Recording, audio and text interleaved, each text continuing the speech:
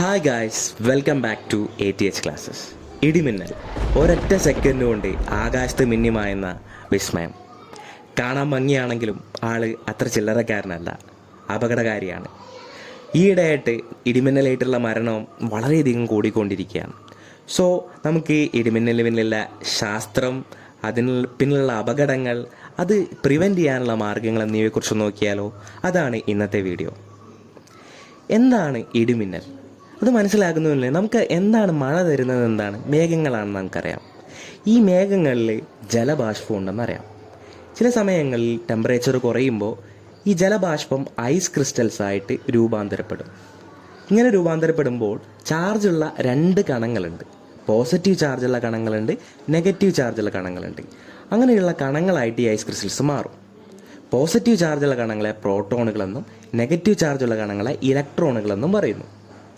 ഇങ്ങനെ ഈ മേഘം ഇങ്ങനെ കാറ്റിൽ ഇങ്ങനെ മൂവ് ചെയ്തുകൊണ്ടിരിക്കുന്നതനുസരിച്ച് അവിടെ ഒരു മൂവ്മെൻറ്റ് നടക്കുകയും ആ മൂവ്മെൻറ്റിൻ്റെ ഫലമായിട്ട് ചാർജ് സെപ്പറേറ്റ് ചെയ്യും. അതായത് മേഘത്തിൻ്റെ മുകൾ ഭാഗത്ത് പോസിറ്റീവ് ചാർജും താഴ്ഭാഗത്ത് നെഗറ്റീവ് ചാർജും രൂപാന്തരപ്പെടും. പിന്നെ നമ്മുടെ ഭൗമോപരിതലം, നമ്മുടെ സർഫസില്ലേ, ഈ സർഫസിൽ ചില സാഹചര്യങ്ങളിൽ പോസിറ്റീവ് ചാർജ് രൂപപ്പെടാം. അപ്പം ചില സമയങ്ങളിൽ ഈ നമ്മുടെ മേഘത്തിൻ്റെ താഴ്ഭാഗത്തുള്ള ഇലക്ട്രോണുകളിലെ നെഗറ്റീവ് ചാർജ് ഇല്ലേ, ഇത് അക്യുമുലേറ്റ് ചെയ്തിട്ട് ഇത് കൂടുതലായിട്ട് അക്യുമുലേറ്റ് ചെയ്യുന്നതിനനുസരിച്ച് നമ്മുടെ ഭൗമോപരിതലത്തിൽ പോസിറ്റീവ് ചാർജ് രൂപപ്പെട്ടിട്ടുണ്ട്. നമുക്കറിയാം, രണ്ട് വിപരീതമായിട്ടുള്ള ചാർജുകൾ പരസ്പരം ആകർഷിക്കും. അതിൻ്റെ ഫലമായിട്ട് പോസിറ്റീവ് ചാർജുള്ള പ്രോട്ടോണുകൾ ഇലക്ട്രോണുകളുടെ അടുത്തേക്കും, നെഗറ്റീവ് ചാർജ് ഇലക്ട്രോണുകൾ പ്രോട്ടോണിൻ്റെ അടുത്തേക്കും മൂവ് ചെയ്യും. അവിടെ ചാർജിൻ്റെ ഒഴുക്ക് നടക്കും. ചുരുക്കി പറഞ്ഞാൽ കറണ്ട്. അതാണ് മിന്നൽ. അത് നമ്മൾ ചില്ലറ കാര്യമൊന്നുമല്ല. അതായത് ആ മെഗാവാട്ട് കണക്കിന് പവറാണ് ഒരൊറ്റ സെക്കൻഡ് കൊണ്ട് ഓടുന്നത്. നോക്കുക വെച്ചാൽ ആ സെക്കൻഡിൽ ഒരൊറ്റ സെക്കൻഡ് കൊണ്ട് 30,000 ഡിഗ്രി സെൽഷ്യസ് ടെമ്പറേച്ചറാണ് രൂപപ്പെടുന്നത്. ഈ ടെമ്പറേച്ചർ രൂപപ്പെടുന്നതിന് മൂലം നമ്മുടെ എയർ എന്ത് ചെയ്യും? എയർ പെട്ടെന്ന് എക്സ്പാൻഡ് ചെയ്യും. ഈ എക്സ്പാൻഡ് ചെയ്തിട്ട് അതുണ്ടാക്കുന്ന ഷോക്ക് വേവ് കാരണമാണ് നമുക്ക് ഇടി കേൾക്കുന്നത്. പലപ്പോഴും മിന്നൽ കണ്ടതിന് ശേഷമാണ് നമ്മൾ ഇടീൻ്റെ ശബ്ദം കേൾക്കുന്നത്. കാരണമൊന്നുമില്ല, ലൈറ്റ് വളരെ വേഗത്തിൽ സഞ്ചരിക്കും ശബ്ദത്തിനെക്കാട്ടും, അത്രയേ ഉള്ളൂ. അപ്പോൾ ഇതാണ് ഇടിമിന്നലിനും മിന്നലിനും പിന്നിലുള്ള ശാസ്ത്രം. ഇനി നമുക്ക് എങ്ങനെ ഇടിമിന്നലിനെ പ്രിവെൻറ്റ് ചെയ്യാം എന്ന് നോക്കാം. ആദ്യമായിട്ട് ചെയ്യാനുള്ളത്, തുറസ്സായ സ്ഥലങ്ങളിൽ ഇടിമിന്നലുള്ള സാഹചര്യങ്ങൾ നിൽക്കാതിരിക്കാൻ ശ്രദ്ധിക്കുക.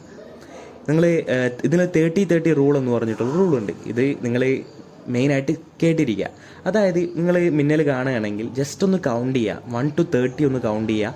ആ 30 കൗണ്ട് ചെയ്യുന്ന ഇടയിൽ ഇടി വെട്ടുകയാണെങ്കിൽ നിങ്ങൾ അവിടെ നിൽക്കുന്നത് അത്ര സേഫ് അല്ല. കാരണം ഇനിയും അതിൻ്റെ തുടർച്ച ഉണ്ടാവാൻ ചാൻസ് ഉണ്ട്. പെട്ടെന്ന് തന്നെ വീടുകളിലേക്ക് പോവുക, അല്ലെങ്കിൽ സുരക്ഷിത സ്ഥലങ്ങളിലേക്ക് മാറുക.